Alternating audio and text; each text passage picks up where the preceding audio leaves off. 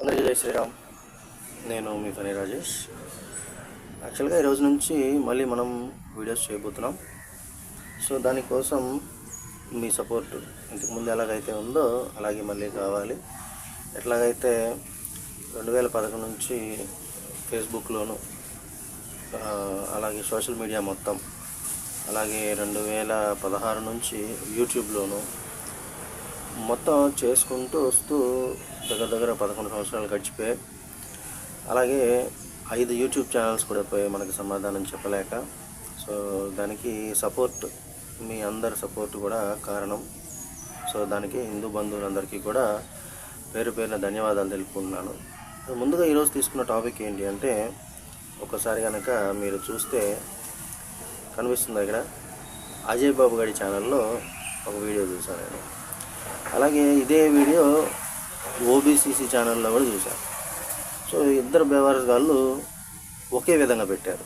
అది ఏం పెట్టారు ఒకసారి కనుక ఇక్కడ మీరు చూస్తే, చూసారా? అజయ్ బాబు గారి ఛానల్. సో ఇందులో జై శ్రీరామ్ ఎదురుగా, జై శ్రీరామ్కి ఎదురుగా యేసు రక్తమే జయం అని తిరగబడిన క్రైస్తవులట. ఇక్కడ యాక్చువల్గా ఏంటంటే వీళ్ళు మేము ఒక కొత్త విధానం కనుగొందాం అనుకునే రీతిలో ఒక దీన్ని తీసుకెళ్లే ప్రయత్నం చేశారు వీళ్ళు. కానీ నిజానికి వీళ్ళు ఏ పని చేసినా అది వీళ్ళకే తిప్పి కొడుతుందన్న విషయం వీళ్ళకి అర్థం కావట్లేదు. ఉదాహరణకి అసలు ఫస్ట్ ముందు ఏం జరిగిందో చూద్దాం. ఏంటి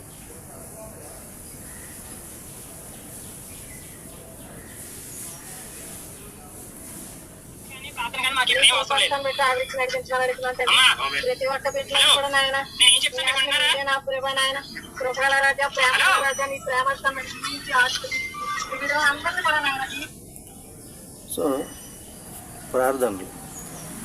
ఇప్పుడు నేను మీకు ఇది ఫస్ట్ టైం కాదు చెప్పడం, ఇంతకుముందు కూడా చాలాసార్లు చెప్పాను. మీరు మీ తిండి మీ ఇంట్లో తింటే ఎవడేం అడగడం. అలాగే మీ సంసారాలు, మీ కాపరాలు, మీ సెక్స్ అవి మీ ఇంట్లో మీరు చేసుకుంటే మిమ్మల్ని ఎవడు అడగడం. ఇక్కడ ఈ మతోన్మాద క్రైస్తవురాలు రోడ్డు మీదకి వచ్చి చేస్తుంది కాబట్టి మనోడు అడుగుతున్నాడు, అమ్మ ఇంటికి వెళ్ళి చేసుకో అని.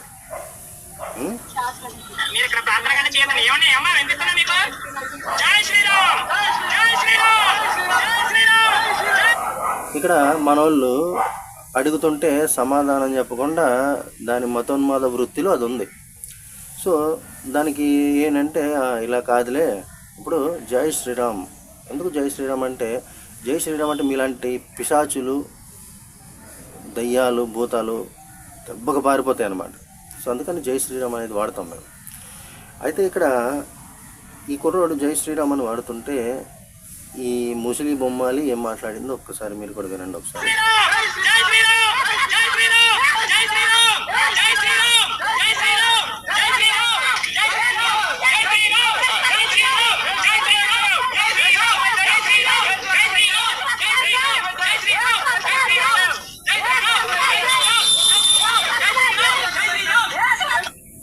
అయితే ఇంతవరకు ప్రశ్నకు అడిగితే సమాధానం చెప్పకుండా జై శ్రీరామ్ అనగానే యేసు రక్తమే జయం అంటుంది.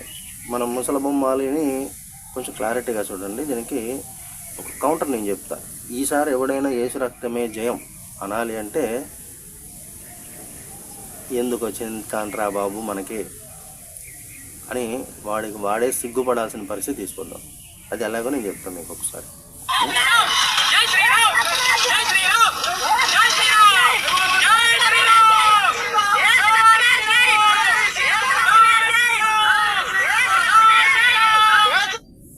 సో ఇక్కడ ముసలి బొమ్మని చూశారు కదా, యేసు రక్తమే జయం అంట ఇంకొక ఇద్దరు కలిసి. సో ఒక్కసారి క్లారిటీ చూస్తే,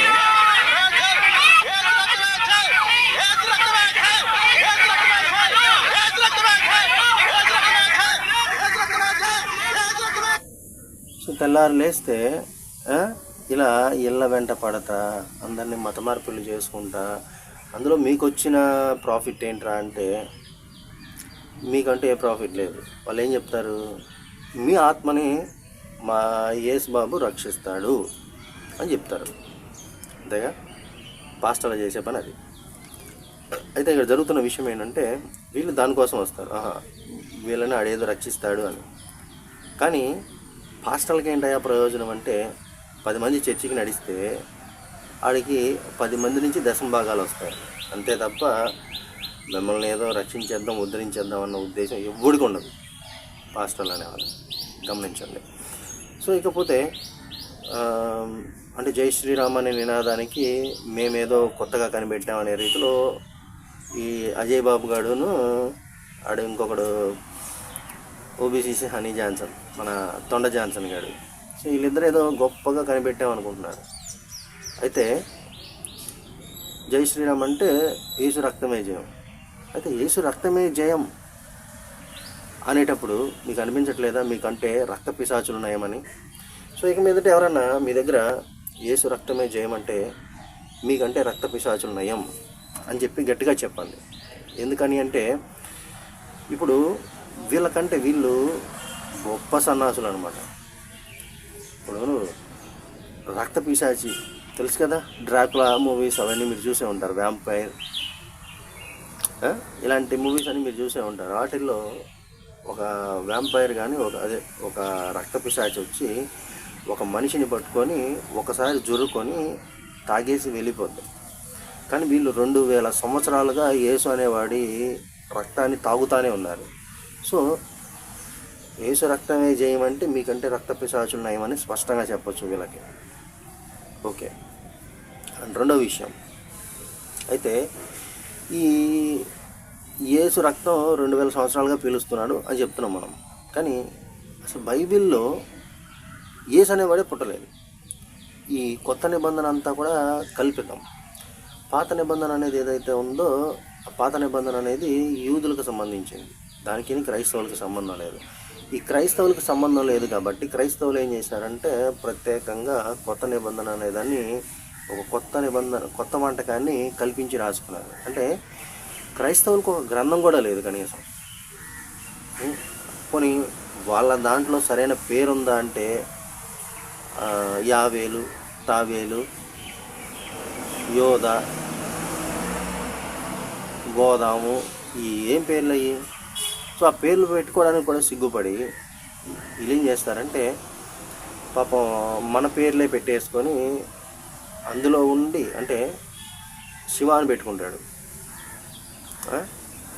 శివ అనుకుని పెట్టుకొని ఆ శివుడిని తిడతాడు వాడు ఇందులో ఉండి. అంటే వీళ్ళు ఎంత వెధవలు అయిపోతున్నారంటే కనీసం వీళ్ళకి సరైన పేరు కూడా ఇవ్వలేని మతాన్ని వీళ్ళు అనుసరిస్తున్నారు. మీరు ఆలోచించండి, ఎవరైనా సరే మతం మారే ముందు అసలు దానికి దేనికి, ఎందుకు అంత ఉన్మాదం దేనికి వస్తుంది? ఇప్పుడు రోడ్ల మీదకి వచ్చి ప్రార్థన చేయమని ఎవడు అడిగాడు మిమ్మల్ని? ఎవడైనా అడిగాడా? మిమ్మల్ని భయపెట్టారు. నిజానికి మీకు యేసు కంటే కూడా మీ ప్రాణం అంటే మీకు భయం, మీ గతి ఎటుపోతుందనే దాని గురించి మీకు భయం. అందుకు మీరు మత మార్పిడి చెందారు. సో సింపుల్, క్లియర్గా నేను ఒక మాట చెప్తాను.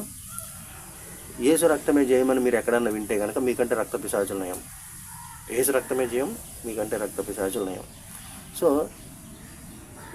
ఇంకా ఎవడైనా సరే పుట్టని బైబిల్ ప్రకారము, చరిత్ర చెత్త పుస్తకాల గురించి పక్కన పెట్టండి, బైబిల్ ప్రకారము పుట్టని యేసు అనేవాడి రక్తాన్ని ఇంకా తాగేవాడు ఎవడైనా ఉంటే యేసు రక్తమే జయం, సిలువ రక్తమే జయం,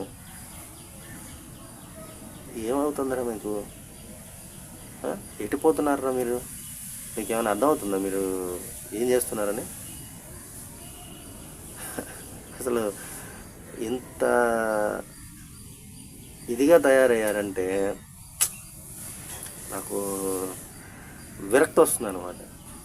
సో 11 ఏళ్లలో చాలామందిని వెనక్కి తీసుకురాగలిగాం. చేద్దాం, ఇంకా ట్రై చేద్దాం, ఎంత వీలైతే అంత ట్రై చేద్దాం. అలాగే మీ సపోర్ట్ నాకు ఎప్పుడు ఉంటుందని ఆశిస్తున్నాను. ముందుగా హిందూ బంధువులకి ఇక నుంచి కంటిన్యూషన్ వీడియోస్ అనేవి వస్తూనే ఉంటాయి. Thank you. జై శ్రీరామ్. భారత్ మాతాకి జై. జై శ్రీరామ్.